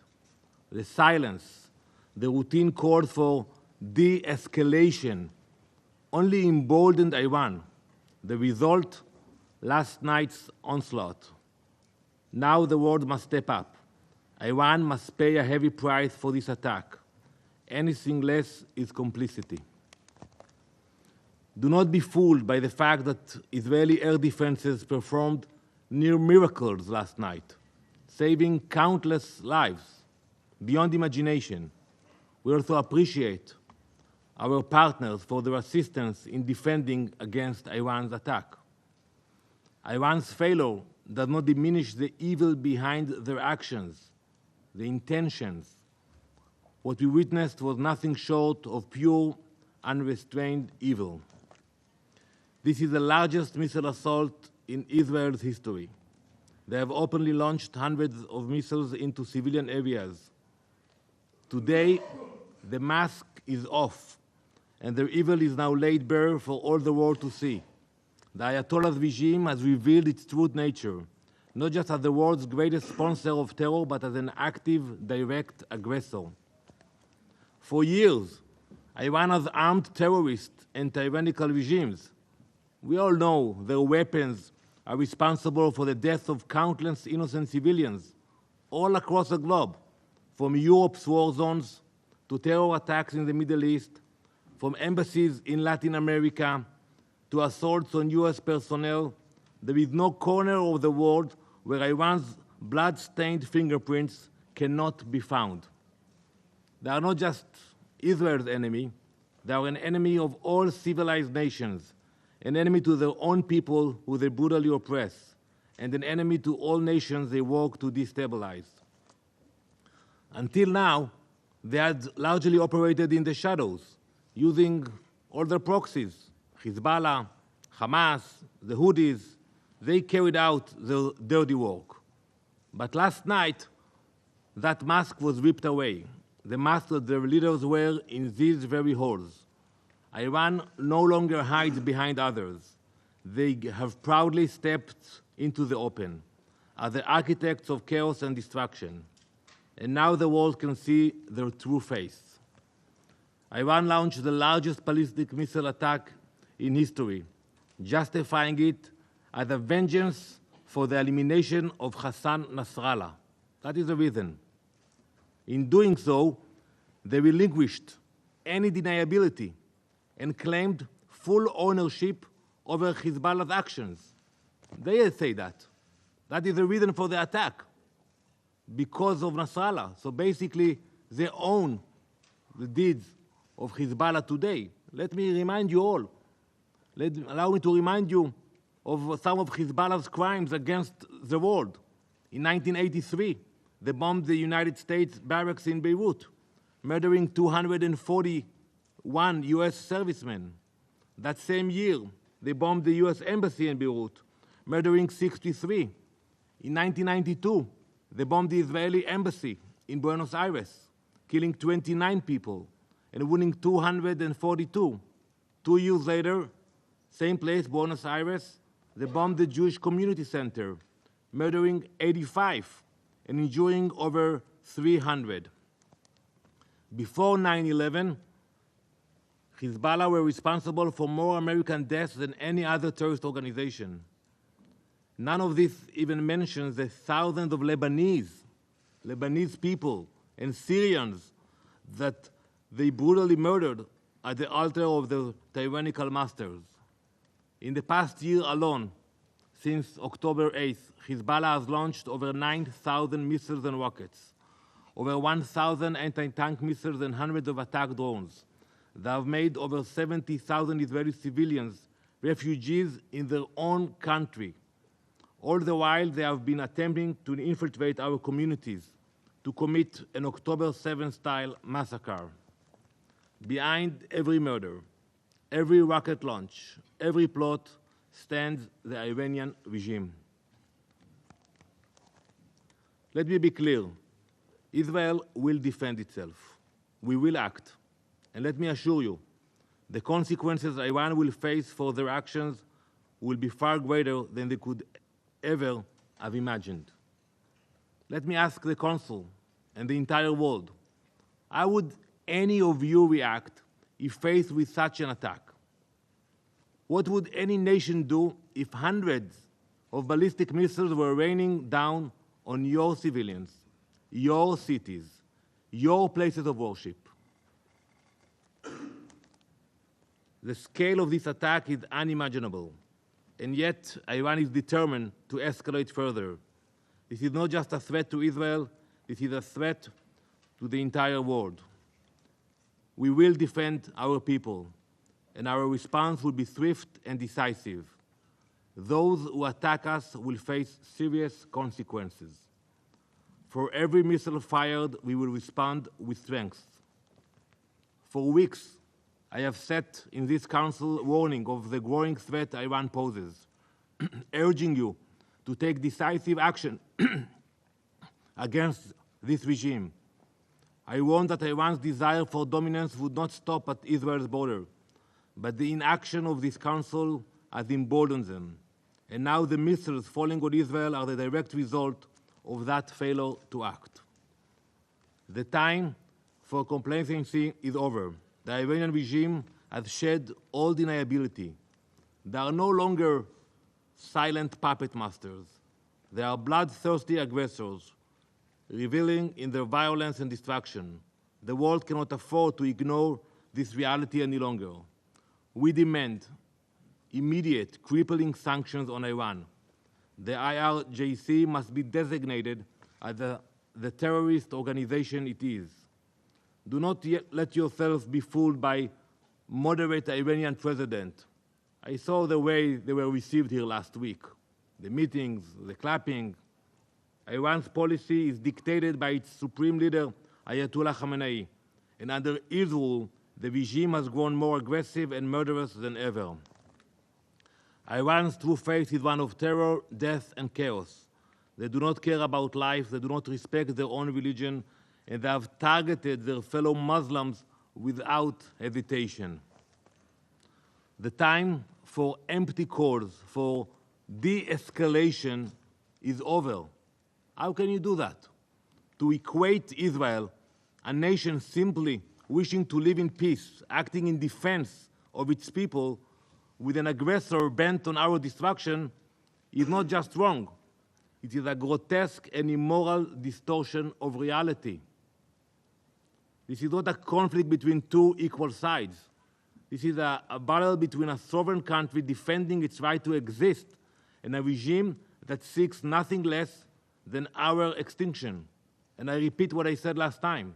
We have no border with Iran. We have no dispute with them. Ask yourself why they spend so much money and energy to build those rockets and to attack us. What is the reason behind it? Calls for de-escalation is a false symmetry, an absurd equivalence between the protector and the destroyer. Tonight actually, the Jewish people will welcome the new year. The past year has been the most challenging in our country's history, but we will prevail. In this coming year, we will not stop until all 101 hostages are back at their families' tables. Let the world understand, Israel will defend itself, and will do so with justice and strength. Thank you, Madam President. Je remercie le représentant d'Israël et je passe la parole au représentant de la République islamique d'Iran. In the name of God, the compassionate, the merciful, we congratulate you, Madam President, for assuming the presidency of the Security Council this month, and thank you for the convening this emergency meeting to address the ongoing Israeli aggression against Lebanon and critical situation in the region. We acknowledge Slovenia for its successful conclusion of the presidency in September. Madam President, distinguished delegates, for a year now, the apartheid and occupying regime of Israel has continued its brutality in occupied Palestine with full impunity. And now this regime is extending its brutal, aggressive war to Lebanon and targeting innocent people day and night across the border and deep inside the territory. The regime is pushing the region to the edge of an all-out, unprecedented catastrophe. Israel has no intention to pursue peace or a ceasefire. Regrettably, the UN Security Council has remained paralyzed due to the United States' obstruction of any effective decision by this body. Unwavering support provided by the United States, United Kingdom, and certain Western states to Israel has given a carte blanche to this aggressive terrorist regime for all sorts of sinister behavior. No more than ever, this regime has become a serious threat to international peace and security. The only way to prevent further escalation is clear. Israel must immediately cease its war on Gaza, and its attacks on Lebanon must stop. Madam President, distinguished delegates, as we informed the members of the Council in our letter yesterday, the armed forces of the Islamic Republic of Iran launched a series of missile strikes targeting the military and security positions of the Israeli regime. Iran's action was in full accordance with the inherent right to self-defense under Article 51 of the UN Charter, and a direct response to the regime's repeated acts of aggression against Iran, including the violation of Iran's sovereignty and territorial integrity during the past months. Our invocation of the right of self-defense, followed by an extended period of restraint, reflects Iran's responsible approach to regional and international peace and security at a time when the illegal action and genocide carried out by this occupying apartheid regime against the Palestinian people, as well as its repeated military aggression against Lebanon and Syria, continue. Iran's missile strikes were a necessary and proportionate response to Israeli continued terrorist aggressive acts over the past 2 months. This includes the violation of Iran's sovereignty, the assassination of political leader of Hamas in Tehran and Iranian citizens, the targeting and wounding Iran's ambassador to Lebanon, and the recent assassination of Sayyid Hassan Nasrallah, the leader of the resistance and Secretary General of Hezbollah, and General Abbas Nil Furushan, an Iranian military advisor in Beirut. I wish to mention the key facts that clearly demonstrate Iran's action under self-defense is fully justified, lawful, and firmly grounded in international legal principles. On 1st April 2024, Israel presently attacked Iran's diplomatic mission in Damascus, Syria, in a blatant violation of international law, specifically the principle of inviolability of diplomatic and consular premises. Iran immediately sought the Council's condemnation. What was this body's response? Nothing. Rather than condemning Israel's act of aggression, the Council merely called for Iran's restraint and even refrained from issuing a press